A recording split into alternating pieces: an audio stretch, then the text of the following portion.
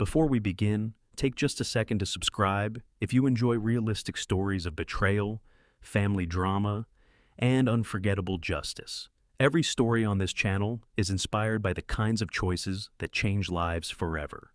Now, let's begin.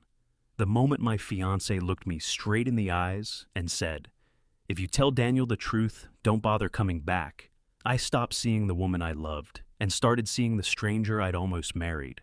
The strange part wasn't the ultimatum. It wasn't even that she wanted me to protect her best friend's affair. It was the complete lack of guilt in her voice. She honestly believed I was the bad guy for refusing to lie. My name is Ethan Brooks. I'm 33 years old, and I live in Fort Collins, Colorado. Until that week, I believed honesty was the strongest foundation a relationship could have. It turns out some people only value honesty when it benefits them. I work as an operations manager for a warehouse automation company just outside Denver. It's the kind of job nobody dreams about as a kid, but I love it. Every day is solving problems, managing people, and making complicated systems run smoothly. My fiancée, Lauren Mitchell, couldn't have been more different. She owned a luxury event planning company that specialized in high-end weddings across Colorado. She had an eye for detail that amazed everyone around her. She could walk into an empty ballroom and describe exactly where every flower, every candle, and every table should go. Clients loved her. Vendors trusted her. I trusted her more than anyone. We had been together for almost 6 years and engaged for just under a year. The wedding was scheduled for October at a vineyard outside Boulder. Nearly everything was already paid for. My parents had booked flights from Wyoming. Lauren's family had rented an entire block of hotel rooms. Every weekend seemed to revolve around seating charts, menu tastings, floral samples, or endless conversations about wedding colors that all looked identical to me. I teased Lauren about becoming a professional bride before she even got married. She'd laugh and throw a pillow at me. Looking back now, I miss the version of her I thought was real. Our closest friends were Rachel and Daniel. Rachel had known Lauren since freshman year of college. They started their businesses around the same time and had become practically inseparable. Daniel worked as a commercial architect, designing office buildings throughout Colorado. Quiet guy, honest. The type of friend who would help you move across town without complaining once. We'd spent Christmas dinners together, rented cabins every winter, celebrated birthdays, watched football every Sunday during the season. I honestly considered him family. About 3 months before our wedding, little things started changing. Lauren became protective of her phone. She stopped leaving it on the kitchen counter. Every notification made her glance at the screen before turning it over. If I walked into the room while she was texting, the conversation somehow always ended. None of those things automatically meant cheating. People get stressed, businesses become demanding, life gets complicated. That's what I kept telling myself, because believing those explanations was easier than questioning the woman I loved. One Thursday afternoon, Lauren forgot an important catering contract at home and asked me to bring it to her office downtown. When I arrived, her assistant smiled politely and told me Lauren had stepped out for coffee with Rachel about 15 minutes earlier. "No problem," I said. "I'll leave this on her desk." I walked into Lauren's office, placed the folder beside her laptop, and turned to leave. Then her iPad lit up. A message preview appeared across the screen. "Rachel, delete the Marriott confirmation." Daniel almost saw it. I froze. The notification disappeared almost immediately. I stared at the blank screen for several seconds. Maybe I misunderstood. Maybe it was a surprise anniversary trip. Maybe there was a perfectly innocent explanation. But something deep inside me whispered that there wasn't. Lauren had never locked her iPad because she mostly used it for vendor contracts and venue layouts. Against every instinct I'd ever had about respecting someone's privacy, I opened the messages. The conversation looked ordinary at first. Wedding decorations, difficult clients, complaints about suppliers. Then I searched one word: hotel. The results kept loading. Dozens of conversations, reservation numbers, room confirmations, photos, screenshots. My breathing slowed instead of speeding up. It was almost like my brain refused to panic until it understood exactly what it was looking at. Rachel wasn't secretly meeting a client. She was meeting Graham Ellis, a married technology executive whose company had hired Lauren multiple times for corporate events. Lauren wasn't simply covering for her best friend. She was organizing the affair, booking hotel rooms, creating fake business meetings, inventing vendor appointments, even sending Daniel fake photos from wedding venues, while Rachel was with Graham in luxury hotels across Denver. I quietly pulled out my phone, photographed every screen, every receipt, every reservation, every conversation. Then I opened Lauren's cloud storage. There was a folder named Vendor Backup. Inside it were scanned invoices, hotel bills, corporate expense forms, and something that made my stomach tighten. Several hotel stays had been billed directly to Graham's company's executive entertainment account. Thousands of dollars disguised as client meetings. This wasn't just an affair anymore. Someone was using company money to finance it. I carefully placed the iPad exactly where I'd found it and walked out before Lauren returned. The drive home felt strangely quiet. I wasn't angry, not yet. Mostly I was confused. Why would Lauren risk everything for someone else's marriage? Why would she involve herself this deeply? That night she came home smiling, kissed me, and asked if I'd remembered to deliver the catering contract. I did. Thanks. Then she spent 20 minutes telling me about a bride who couldn't decide between ivory roses and white roses.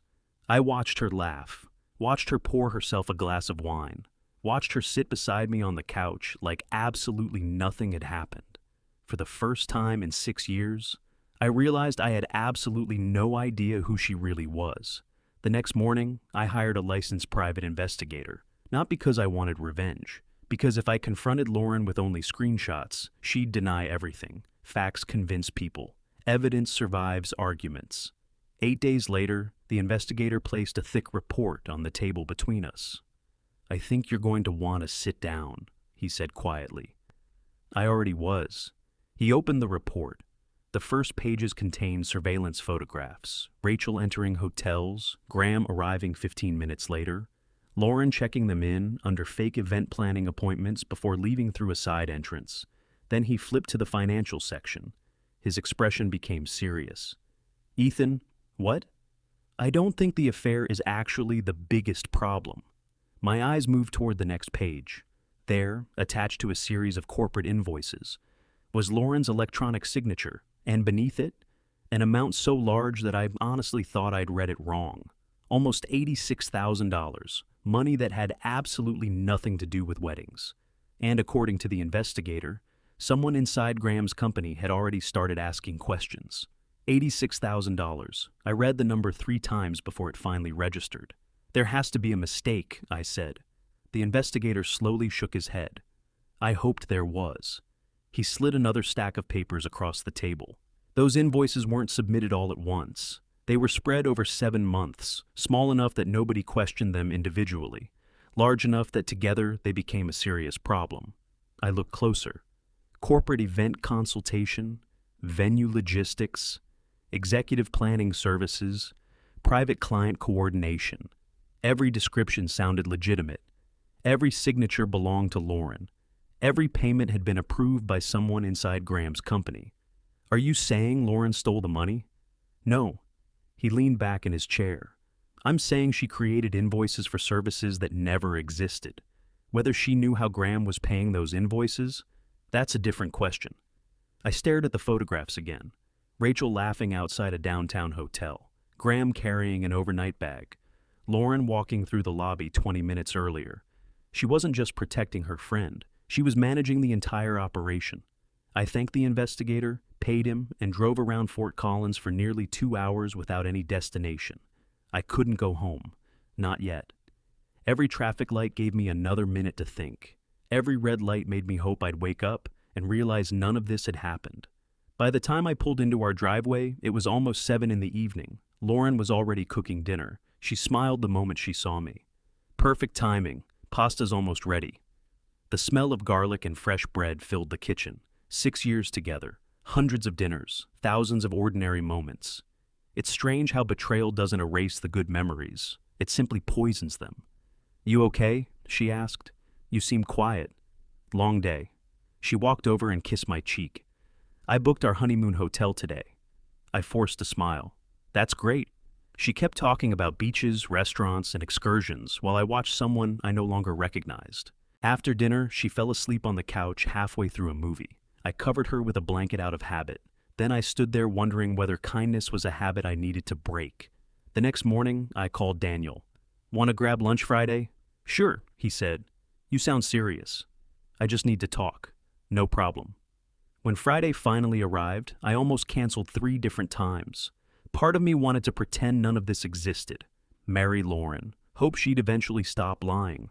Hope Rachel ended the affair. Hope everything somehow fixed itself. Hope is dangerous when it's attached to denial. Daniel arrived exactly on time. We ordered burgers at a small place we'd been visiting for years. For the first 15 minutes, we talked about football, work, and my upcoming wedding. Then he smiled. "You know what?" "What?" "I'm glad Rachel and Lauren have each other." I felt my stomach tighten. "They're like sisters," he laughed. "I'd be lost without Rachel." I couldn't look at him. "Ethan?" I reached into my backpack, pulled out a sealed envelope, set it on the table. His smile disappeared. "What's this?" "I need you to promise me something." He looked confused. "What?" "Whatever happens after you open it," I swallowed hard. "Remember, I didn't create any of it." He slowly opened the envelope. The first photograph. Nothing. The second. His eyebrows pulled together. The third.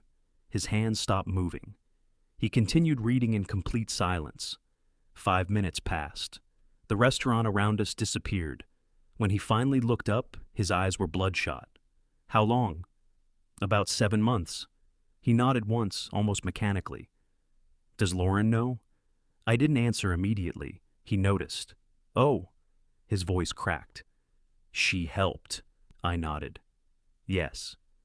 Daniel closed the folder, very carefully. Like if he moved too fast, the entire world would collapse. "I need to go." I stood with him. "I'm sorry." He looked at me for a long moment, then surprised me. He pulled me into a hug. "Don't apologize." His voice was barely above a whisper. "You respected me enough to tell me the truth." Then he walked away. I watched him get into his truck. He sat there for almost 3 minutes before finally driving away. I never felt so helpless in my life. That evening, my phone exploded. Lauren, Rachel, unknown numbers, voicemails, text messages. I ignored every single one. At 9:17 p.m., someone started pounding on my front door. Lauren. The moment I opened it, she pushed past me. "You told him." It wasn't a question. "You told Daniel." "Yes." For a second, she simply stared at me. Then all the anger disappeared from her face. It was replaced by something colder. "I warned you." "I know." "You chose him over me." "No." I calmly looked her in the eyes. "I chose the truth over your lies." She laughed bitterly. "You have no idea what you've started." Before I could answer, her phone rang. She looked at the screen, and the color instantly drained from her face. It was Graham. She answered on speaker without realizing it. His voice was frantic. "Lauren, my company's compliance department just suspended me." She stopped breathing. "They've frozen my corporate accounts." He paused. "And they somehow have copies of every fake invoice." Lauren slowly lowered the phone, but Graham wasn't finished. "They're bringing in outside forensic accountants," he said, his voice shaking. "Someone handed them everything, every invoice, every expense report, every hotel receipt." Silence. Then he asked the question both of them already knew the answer to. "Did Ethan find out?" Lauren closed her eyes. "Yes." The line went dead. For a few seconds, neither of us spoke. She looked around the living room we'd spent years building together. The engagement photos on the wall, the wedding magazines stacked on the coffee table, the moving boxes filled with decorations for a future that no longer existed. "You reported the invoices too," she whispered. "I did." "You ruined everything?" I shook my head. "No, Lauren. I exposed what was already ruined." She stared at me with an expression I'd never seen before. Not sadness, not regret, pure resentment. "You always needed to be the good guy. I never needed to be anything." "Yes, you did." She pointed toward me. "You couldn't just mind your own business. You had to save Daniel. You had to save the company. You had to prove how honest you are." I looked at her calmly. "If you think honesty is a personality flaw..." I paused. "We were never meant to get married." She laughed bitterly. "Fine." She pulled the engagement ring off her finger. For a moment, I thought she was going to throw it at me. Instead, she placed it on the kitchen counter. "There. You happy now? I looked at the ring, then back at her. No, she frowned. I would have been happy marrying the woman I thought you were. Those words landed harder than anything else I'd said. For the first time that night, her confidence cracked. She looked away. I loved you. I believe you. She looked back at me. Then why are you doing this? Because loving someone doesn't require protecting their lies. Her eyes filled with tears. Real ones this time, not the practiced tears she'd used during arguments before. She wiped them away almost immediately. I hope Daniel never forgives you for interfering, I quietly answered. I hope one day he thanks me. She grabbed a suitcase from the hallway closet and started throwing clothes into it. No shouting, no dramatic scene, just the sound of hangers scraping against metal. 20 minutes later, she walked toward the front door carrying 2 suitcases. Before leaving, she stopped. Where will you tell people I went? I won't have to. What does that mean? I canceled the wedding an hour ago. Her face went completely pale. My parents know. Your parents? And the venue. She stared at me in disbelief. You canceled everything? I couldn't marry someone I don't trust. Her phone buzzed again.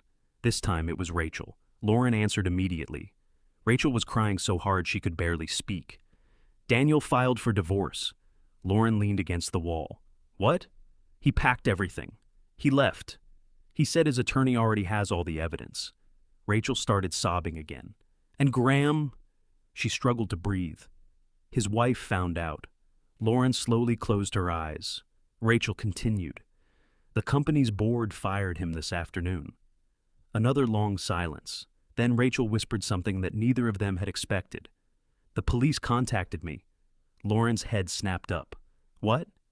They want to interview me about the invoices. They said the payments might be part of a fraud investigation. Lauren looked at me. For the first time since she'd walked into the house, I saw fear. Real fear.